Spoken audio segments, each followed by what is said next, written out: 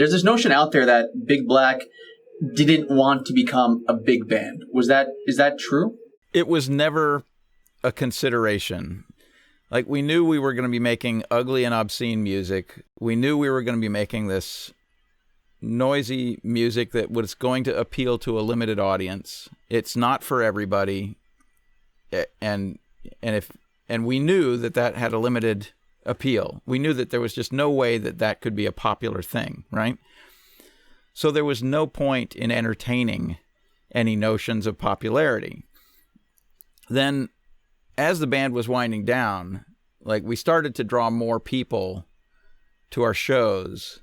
And as more people started turning up, we started to see people that we didn't want to associate with at our shows. And that was a little uncomfortable. Like, in the beginning, when you're just playing for yourselves and for your friends, you feel like you could have a one-to-one conversation with pretty much everybody in the room, and you're all on the level and everybody would get along, right? And then as your audience gets bigger, it starts to include people that don't get it, that have a mistaken notion of you, like people that are themselves ugly and hateful people, and they see your music as an expression of their ugliness and their hatred. So they think that they're on board with you, but what they really are is like the root cause of the struggle, you know?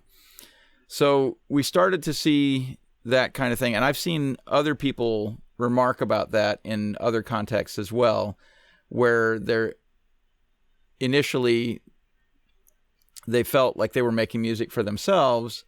And then as other people latched onto it, they started to see that their mindset was more common than they thought. Like, there were more people in tune with them than they thought. And then at a certain point that breaks, and you realize that there are people that just don't get it, that are there for the wrong reasons. They're there for a social evening, a night out on the town, or they're there because there's some cachet about the band that they're trying to signify for themselves, you know? Like, I'm cool because I'm here at this cool show with this cool band, that sort of thing. And we just didn't want to indulge any of that, you know? And so the band broke up sort of on program. Like, Santiago had said, I really only have about another year that I can do this because I'm going to go to law school and I'm going to be way too busy once I'm in law school. So I'm going to have to put a lid on it at this point. And so we kind of had an end point for the band. Like, we kind of knew the band was going to end at this point when Santiago had to go to law school and begin his adult life, as it were. That was a really liberating thing, to know that the band had a fixed lifespan. Like, whatever problems we get into, whatever trouble we have, it's going to be over on this date. You know, whatever shit goes down, let's make it worthwhile. Let's, go for the gusto in the next 6 months or whatever.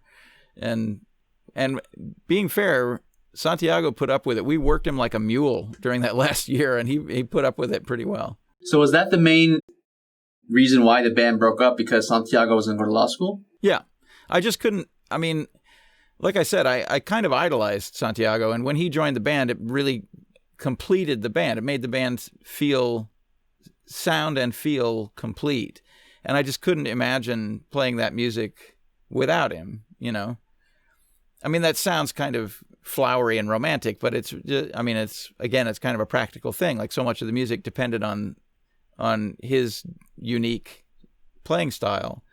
And I suppose, we could have just evolved and become something else, but I was very fond of what we'd done up to that point, and I felt like it was a nice way to sort of, put a bow on it and say, yeah, this was the thing, this is what we did. And I was proud of all of it, Cool. So if Santiago hadn't left, would you guys have continued? Sure. I don't know what that would have entailed. Santiago, there were other small things going on within the band. Like, Dave Riley had a drinking problem and he took drugs a lot, and eventually that complicated his life tremendously. Like, he got drunk and had a stroke and was partially paralyzed, and like that was after the band broke up, and he suffered for his vices way more than we did, but it was something that we were aware of in the band. Like we were aware that there was a potential that he could blow a gig for us, and if he did, then that would have just been a real drag. So we had a kind of a come to Jesus meeting with him at a rehearsal one day where he was just in no condition to play. We said, look, this band is going to be over in 6 months. So just keep your shit together for 6 months, and then you can do whatever you want, So I don't know how that would have resolved itself, or if that would have come to a head in some way. I mean, I admired Dave, and I thought he was a great addition to the band, and he added a lot to our music, and he added a lot just to the personality of the music scene in Chicago, and it would have been really disappointing if we weren't able to continue working with him but we had already replaced the bass player in the band, and Santiago and I had found a way to continue with a different bass player. So I suspect that if Dave didn't stay our bass player, we would have continued with a different bass player. But all of that sort of alternative history stuff doesn't really pay any dividends. Like I'm 100% satisfied with the way the band conducted itself, and I'm proud of everything we did. I'm proud of all the music we made. I have very few regrets, and I don't feel like there were any ambitions unfulfilled or anything like that.